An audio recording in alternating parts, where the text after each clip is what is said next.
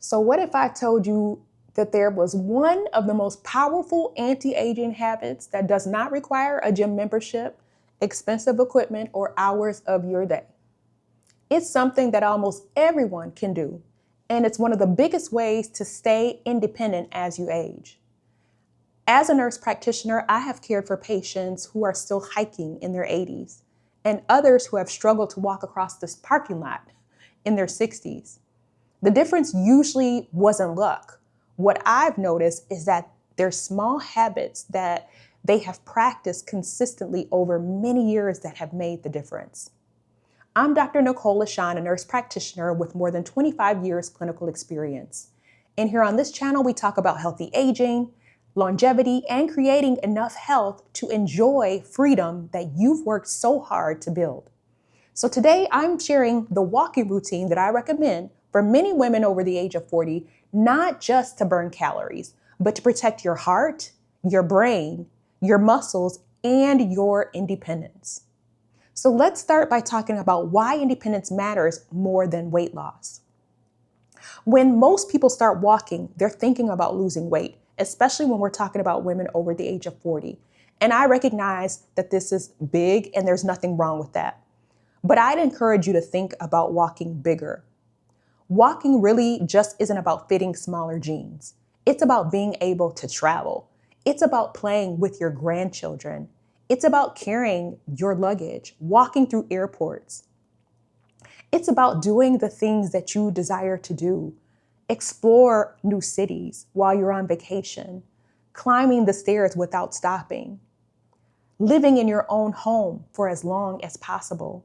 And those are the things that truly matter at the end of the day.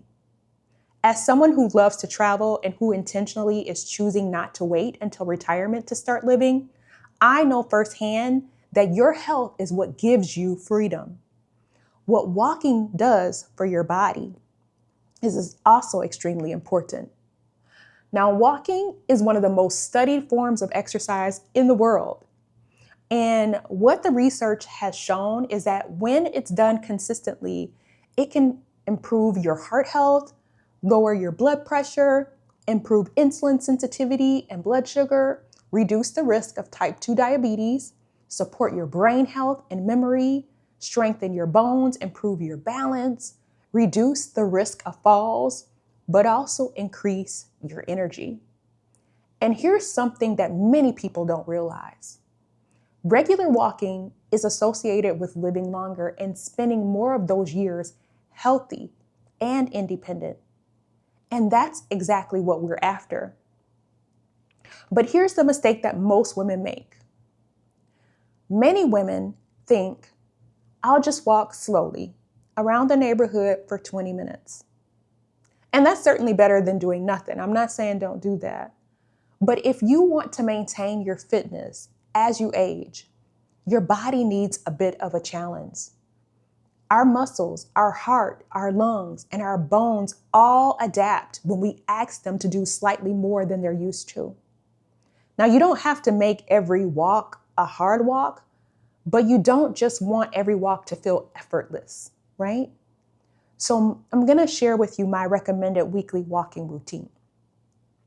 And here's a simple plan that works well for many women over 40. 5 days each week, walk 30 to 60 minutes. That's it. Most of those walks should be at a pace where you can still hold the conversation, but you're breathing a little bit harder than normal. This is often called a brisk walk. Once or twice each week, add intervals where you're going to walk fast for 1 minute and then recover for 2 minutes. Repeat that 6 to 10 times. These short bursts of energy do help to improve your cardiovascular fitness much more efficiently than walking at that same pace the entire time every single day. And then one each week, find some hills. Do a more difficult walk. Or if you're living somewhere that's flat, increase the incline on a treadmill. Walking uphill naturally strengthens your glutes, your legs, and your heart without you needing to run, without adding that extra stress on your joints. And of course, do not forget that strength training. Here's something that I tell patients all of the time. Walking is fantastic, but walking alone is not enough. After about the age of 40, we begin to lose muscle unless we're actively working to maintain it. Yes, it's like a job.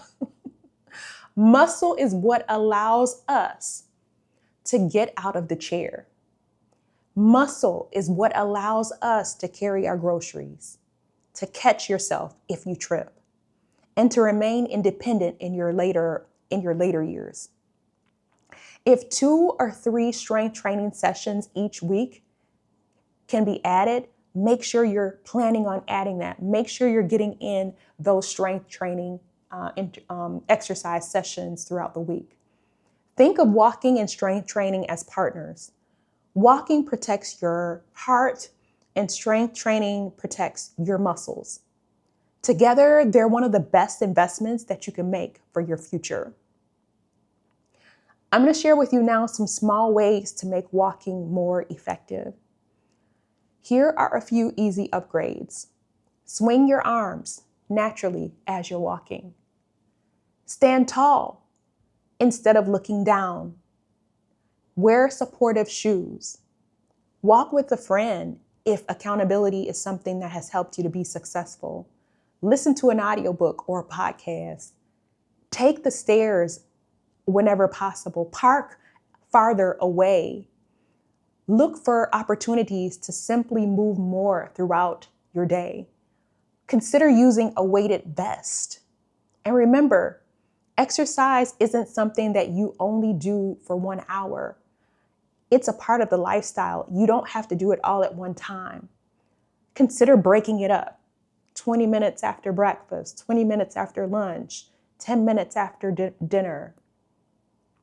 My favorite walking habit is one that I've recommended to almost everyone, and that is taking short walks after meals.